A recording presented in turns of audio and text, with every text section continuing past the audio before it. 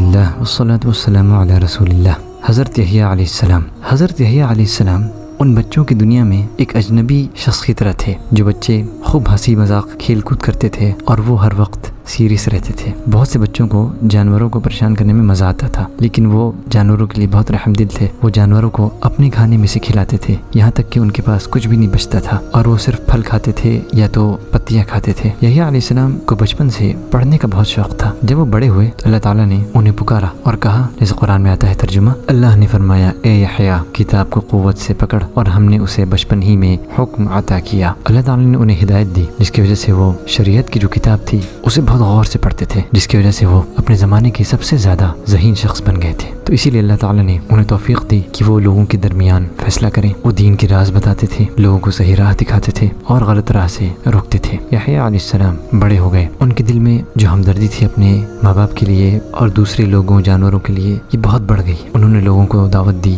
کہ وہ اپنے گناہوں سے توبہ کریں۔ یحییٰ علیہ السلام کے بارے میں بہت سی روایتیں ہیں۔ ابن عساکر بتاتے ہیں کہ ایک دفعہ ان کے والدین انہیں کھوج رہے تھے، پھر انہیں جارڈن ندی کے کنارے پائے۔ جب وہ لوگ ان سے ملے تو اللہ تعالیٰ کے لیے ان کا اتنا بڑا اخلاص اور خلوص دیکھ کر وہ لوگ رونے لگے۔ ابن وہب بتاتے ہیں کہ مالک کے مطابق یحییٰ علیہ السلام کا جو کھانا تھا وہ گھاس تھی، اور وہ اللہ کے ڈر کی وجہ سے بہت روتے تھے۔ ادریس الخلاوی کہتے ہیں، ابن مبارک بتاتے ہیں کہ وہب ابن الورد نے روایت کیا کہ زکریا علیہ السلام نے اپنے بیٹے کو 3 دن تک نہیں دیکھا۔ انہوں نے دیکھا کہ وہ ایک قبر کے اندر رو رہے ہیں، جس کو انہوں نے خود کھودا تھا اور جس میں وہ رہ رہے تھے۔ ان کے والد نے کہا، میرے بیٹے، میں تمہیں کب سے کھوج رہا ہوں اور تم اس قبر میں بیٹھے ہو روتے ہوئے؟ یحییٰ علیہ السلام جواب دیتے ہیں، اے میرے والد، کیا آپ نے نہیں کہا تھا کہ جنت اور جہنم کے بیچ کا فاصلہ بہت کم ہے اور اسے نہیں پار کیا جا سکتا سوائے رونے والوں کے آنسوؤں سے؟ تب ان کے والد نے کہا، اے میرے بیٹا، تب تم رو، اور پھر وہ دونوں مل کے روتے ہیں۔ کہتے ہیں کہ یحییٰ علیہ السلام اتنا روتے تھے کہ ان کے رونے کی وجہ سے ان کے گال پہ آنسوؤں کے نشان پڑ گئے تھے۔ وہ ہمیشہ کھلے میں رہا کرتے تھے اور کبھی بھی کھانے کے بارے میں خیال نہیں کرتے تھے۔ وہ پتیاں کھاتے تھے، پودے کھاتے تھے، اور کبھی کبھار وہ ٹڈے کھاتے تھے۔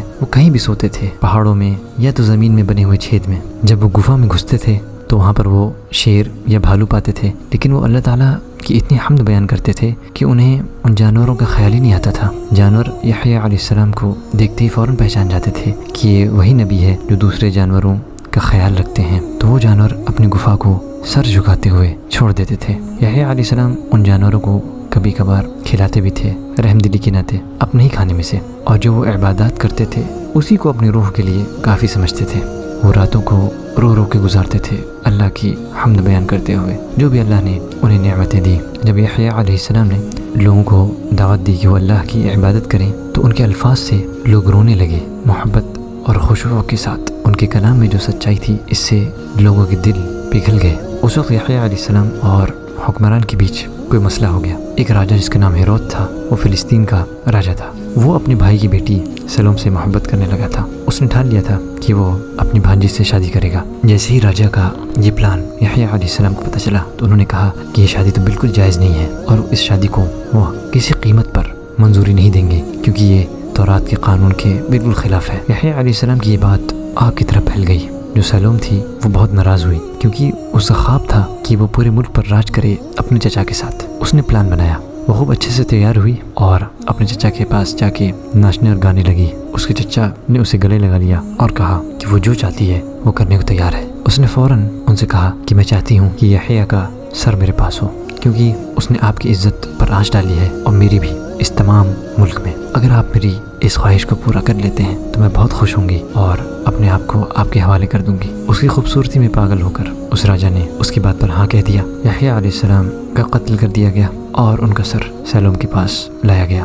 وہ عورت بہت خوش ہوئی، لیکن اللہ کے نبی کے ناحق قتل کا بدلہ لیا گیا۔ نہ صرف وہ بلکہ تمام بنو اسرائیل کو بہت بری سزا ملی جب دوسرے ملک کی آرمیز ان کے ملک میں آئی اور ان کے تمام ملک کو تباہ و برباد کر دیا۔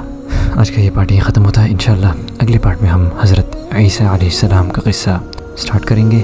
جزاکم اللہ خیر۔ السلام علیکم ورحمۃ اللہ وبرکاتہ۔